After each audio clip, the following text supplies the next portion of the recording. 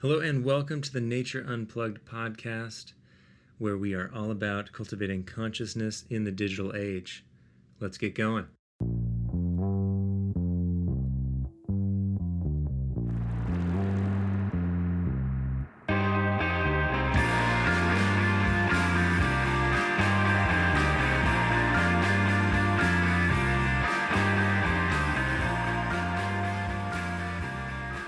Hello and welcome to the Nature Unplugged podcast with me, your host, Sebastian Slovan, and with me, co-host, Sonia Mohammed. Hey, everybody.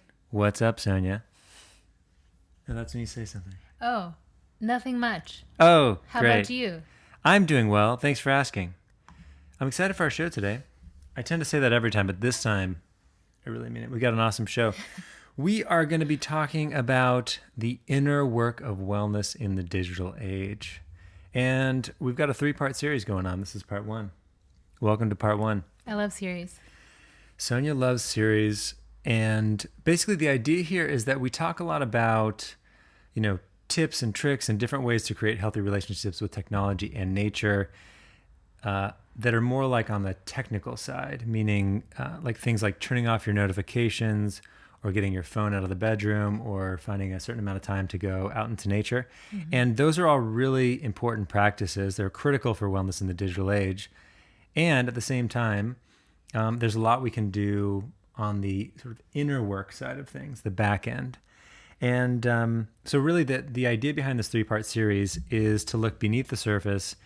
And this is a lot of the core of what we do with our coaching clients. And how we often talk about this is in 3 main categories. And these are the 3 kind of core categories of inner work, and they are mindfulness, mindset, and inner alignment. And so this episode is going to be talking about mindfulness and the role it plays in the inner work of wellness in the digital age. Exciting, yeah. And I think this also, I want to say that last episode we did a kind of review of The Social Dilemma, which is a recently released documentary on Netflix. If you haven't seen it, we highly recommend checking it out. But one of the things we talked about in the last podcast was it was a little interesting how they did a super good job of nailing the problem, the attention economy and the sort of the vortex of social media, but nothing on solutions. And so this is, I think an inspiration out of that movie and documentary is wanting to spend more time with solutions. Before we jump into those, Sonia, what are the latest Nature Unplugged updates? Yeah. Well, we are still recording this podcast and doing it as an audio-only podcast and have it on YouTube, on our YouTube channel. So we've got our podcasts on YouTube, and then we've also got some really great, like, quick tips, really digestible videos that help you along your way, help you to have a better relationship with both technology and nature. We call it NewTube. Yes, NewTube. And YouTube. What else? So we've also got a trip coming up, a family retreat, a family adventure to Joshua Tree. That's November 13th through 15th. And if you are a family and you want to come with us, we would love to have you. There's still some spaces left. It's a beautiful time to visit Joshua Tree. We're very excited to go. And then also we've started doing wellness workshops, wellness in the digital age workshops. So we're doing those virtually right now, but we had our first one this week and it went really well. And we have another one coming up October 29th, and that's going to be at 4 p.m. Pacific time. And this is going to become sort of a regular thing for us. So we hope you can join us. You can, check our website for more information under workshops. There's some detailed info about what we cover and how to register. So hope to see some of you then. Those are our updates. Oh, great job on the updates. I'm excited. Yeah. The workshop's been super cool. I'm excited to do more of those. Yeah. Okay, let's jump into it. Part 1 of the inner work of wellness in the digital age. I think to begin with, it's important to talk about what do we mean by the inner work of wellness in the digital age, or what does inner work mean? And I kind of gave a little bit of a frame for this in the beginning. But let's go a little deeper. And I think one way, there's a lot of different ways we could talk about this, a lot of different metaphors for this, but one way we like to talk about it is in the frame of, this is kind of more of a leadership dynamic, that is looking at problems or issues. They usually have either a technical aspect to them or an adaptive aspect to them. And just, we won't go super deep into this, but the technical work or technical problems are things that are straightforward. There's like a known solution already out there, and that, experts in the field often have answers to this. So it's, an example that we use sometimes is like, you break your arm, it's a total bummer. It's a serious issue that needs to be resolved. But there is a like kind of straightforward path to getting that fixed. You go to the hospital, you go to a doctor, x-ray, cast, reset, whatever it is, and you're good to go. And that's kind of like what the technical work of wellness in the digital age is like. It's like get your phone out of the bedroom, like turn off notifications. There's all sorts of things we can do that are super important. And there's all the stuff that's going on behind the scenes, right? And that's what we call more like the adaptive work.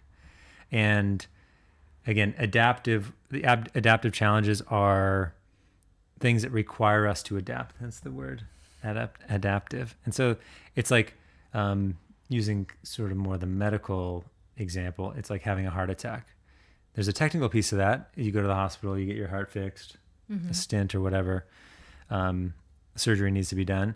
But then there's this adaptive work that's more like the lifestyle change. And there's all sorts of things that go on that are more complicated and less straightforward about changing your diet, exercising more, getting your family on board. And all these things are kind of, there's just more that goes on. And so we're going to be focusing on the adaptive work today. Yeah. Yeah. And I think one of the things we talk about a lot of times is it's always easier to approach problems and look at problems and search for technical solutions, the quick fixes, the things that you can put into practice or into place right away. It's just sort of a human tendency to gravitate towards those solutions, but often it's that and, this deeper adaptive work and, taking the time to be reflective, to be thoughtful, to put in the energy and effort into figuring out what the adaptive work is, addressing it alongside the technical work to see the meaningful change. Totes. And lasting change. Yeah. I think another way, this is maybe more simple, but another way to look at this, that we look at it, is like an iceberg, right? We got the tip of the iceberg is the stuff you can see, you can fix, super important. And then there's all the stuff that goes on behind the scenes, right? Yeah. And as we mentioned in the intro, the three main things here are that we see as the behind the scenes work are mindfulness, mindset, and inner alignment. Today we're going to talk about mindfulness, and I think I want to.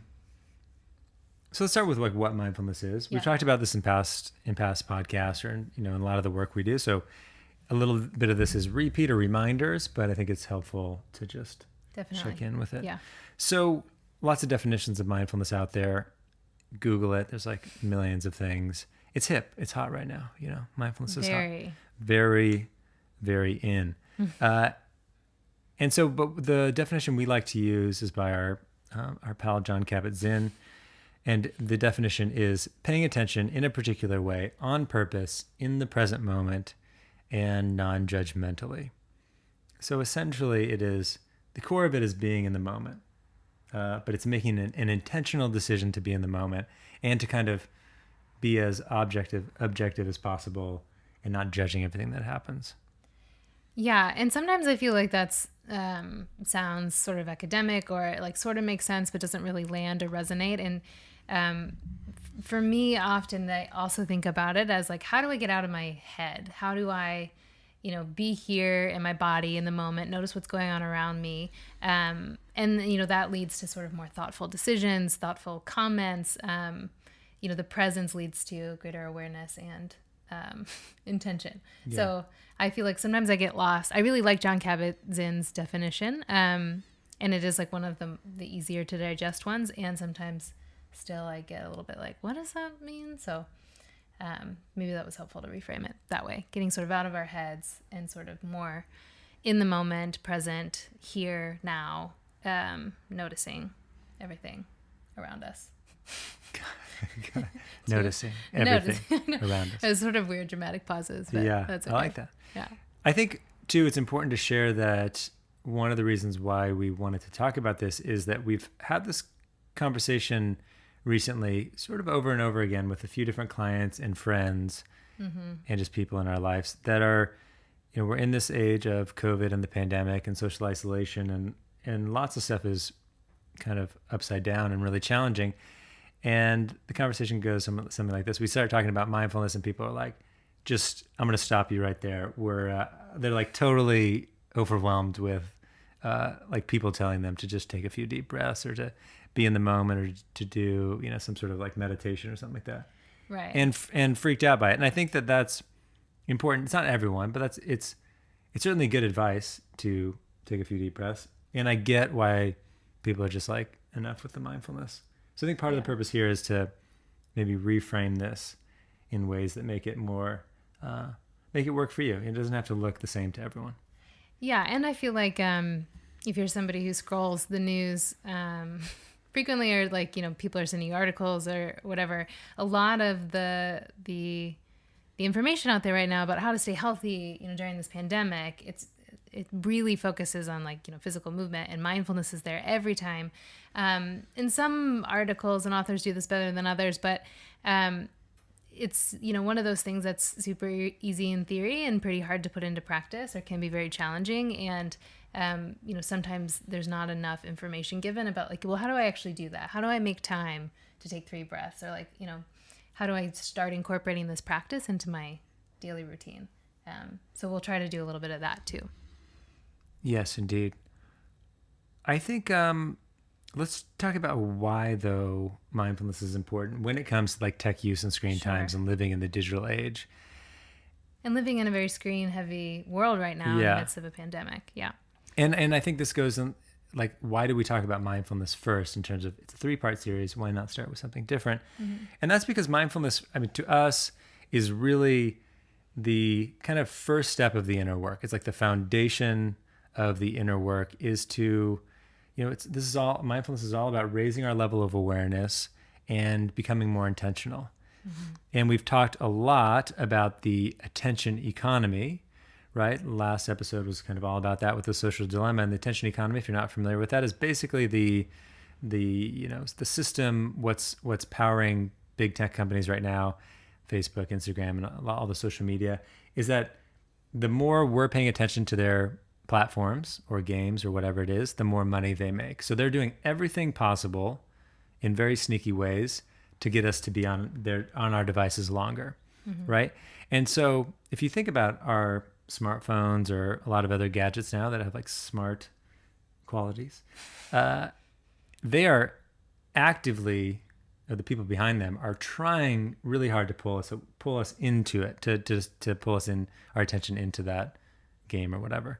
And so mindfulness is really like, we like to think about this as a force field from the attention economy. It's like building up kind of a barrier, a protective bubble, a layer, a barrier to the attention economy. It's really quite powerful. This kind of concept, I have this image of, a person walking around with a bubble, and like all the things like notifications, news alerts coming at the bubble, but then they're being repelled by the power of the mindfulness. I get the sense that yours is more like a Jedi force field that like evaporates the notifications, and mine's a cute little bubble that they bounce off of. Okay. Yeah. That's just, I'm noticing. I don't know that much about Star Wars, but I think that the whole concept of this is very similar. Yeah. Of the whatever, the force. Yeah. Yeah. I mean, yes. Okay. Okay. We won't get into, there's going to be people who are like, has Sebastian seen? Has he even seen it? I've seen it. It's been a while. Anyhow, so the point there is that mindfulness, and again, it's a practice. It's not something you do and then you have your force field up. It's a daily practice or a regular practice that you over time build up this wonderful bubble or force field or whatever you want to call it. And that without this practice, we know this for ourselves and we see it with our clients. Like without this intentionality, without this awareness, we're sort of at the whim, or we are at the whim of the attention economy. So all those notifications, all those dings, all those likes or dislikes or whatever they are pulling us in so many ways.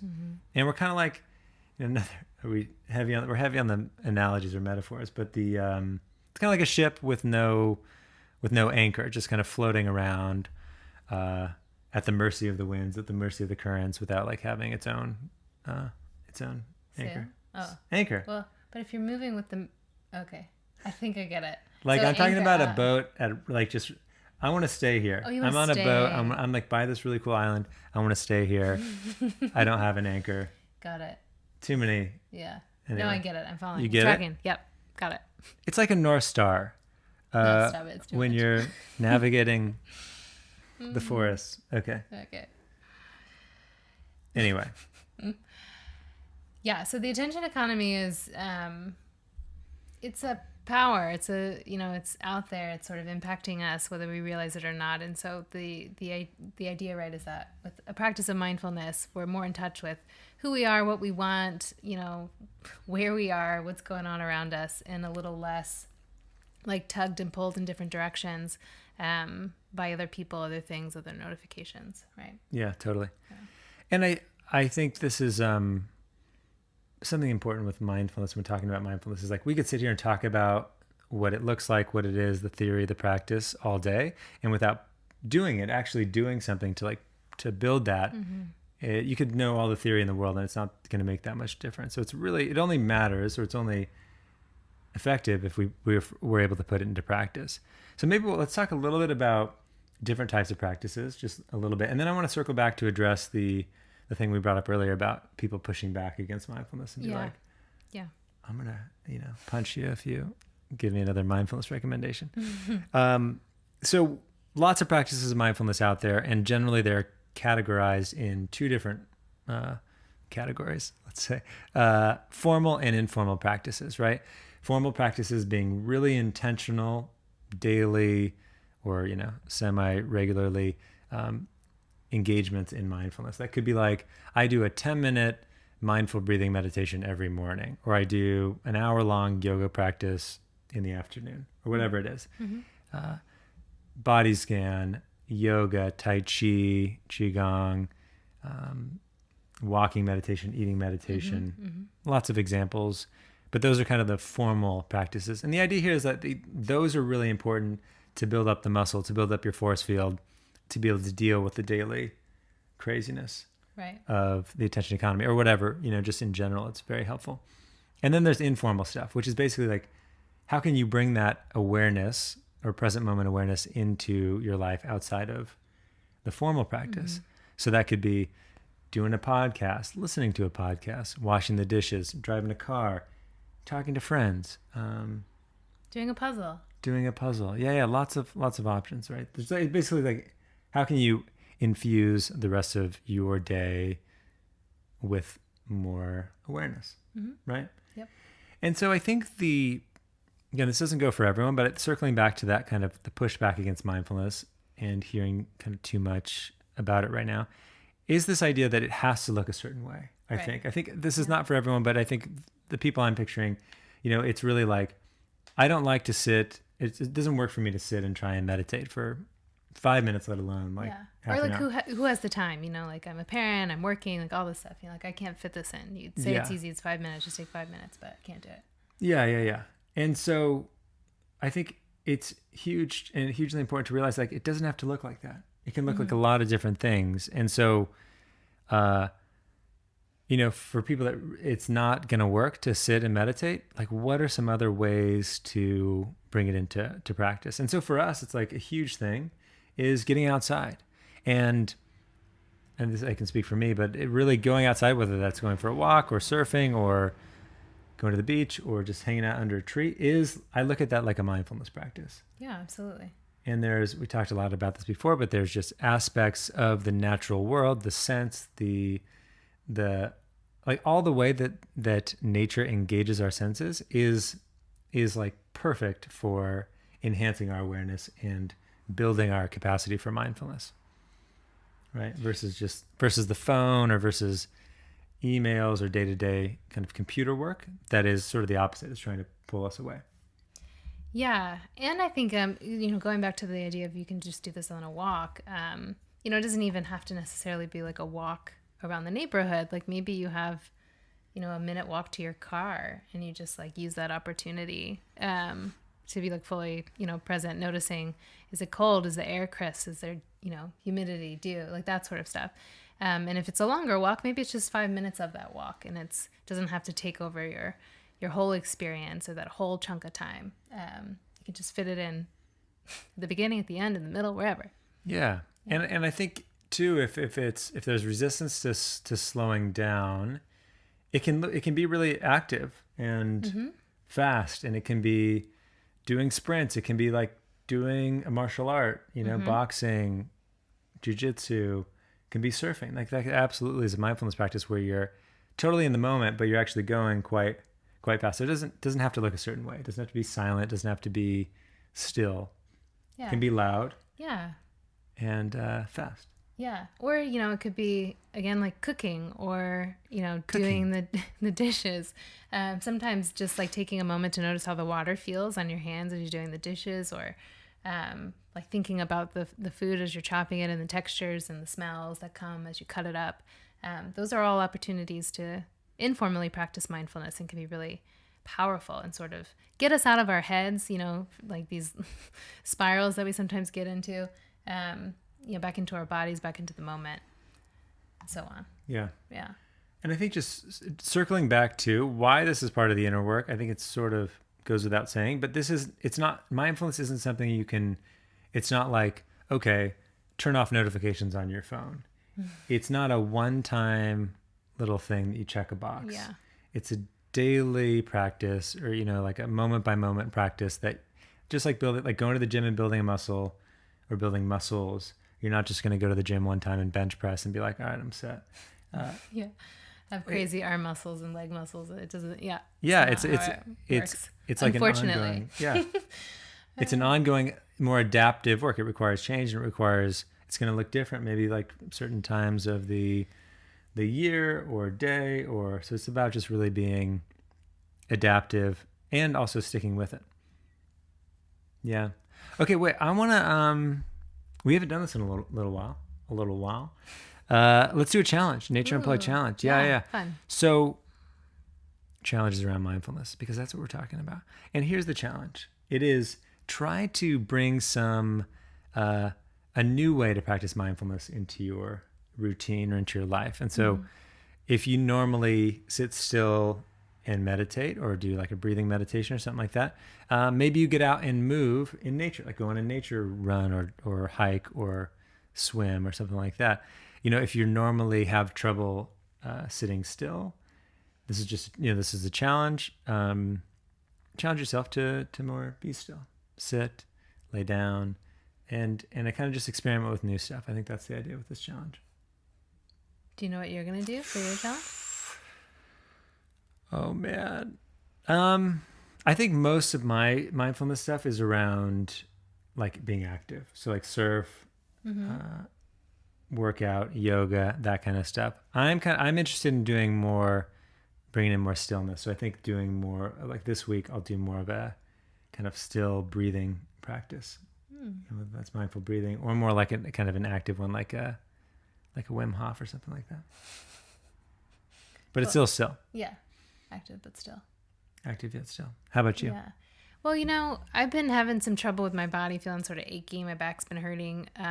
So I would like to incorporate a practice that's a little bit more about getting in touch with my body and, taking care of my body and being fully in my body. So I go through like waves of doing yoga and stretching and stuff like that. And I'd like to get, a semi-consistent thing going. So maybe every other day doing yoga, and at least, on the days that I'm not doing yoga, doing some stretches for, healthy back and neck, that sort of stuff. Cool. Yeah. I like it. And so here's something exciting. If you're looking to mix up your mindfulness practice but don't really have an idea of what to do, there's good news. We've got a cool little practice that you can do. So if you go to if you're looking for some inspiration, you go to our website. We're going to include in the show notes an activity that we've used during retreats or workshops and in coaching. It's called Engaging Your Senses in Nature, and it's a really cool sort of step-by-step process to bring in mindfulness into like everyday nature experiences. So if you're looking for something new to try out, check out the show notes, and there's going to be a little PDF you can click and download and practice it yourself. Awesome. Well, that will do it. That's part one of the inner work of wellness in the digital age. Focus on mindfulness. Next time, we are going to focus, again, go a little deeper and look at the impact, the importance of mindset on the inner work. Very exciting. So thank you so much for tuning in to the Nature Unplugged podcast. You can find our episodes on Apple Podcasts, SoundCloud, Spotify, basically wherever podcasts are available. And very exciting that we're now on YouTube. We call it NewTube. Check it out if you want to see video action of us doing a podcast. And we would love it if you could take a moment to subscribe and rate us on Apple Podcasts. It helps us a ton. Be sure and check out natureunplugged.com for more information and resources. Again, you can find more detailed show notes on our website. If you go to the header is free resources, then click podcast, you'll find it there. Thanks so much for listening, and we will catch you next time.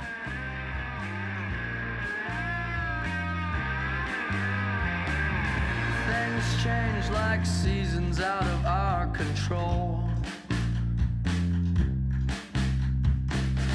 If you think you should go, I will let you go.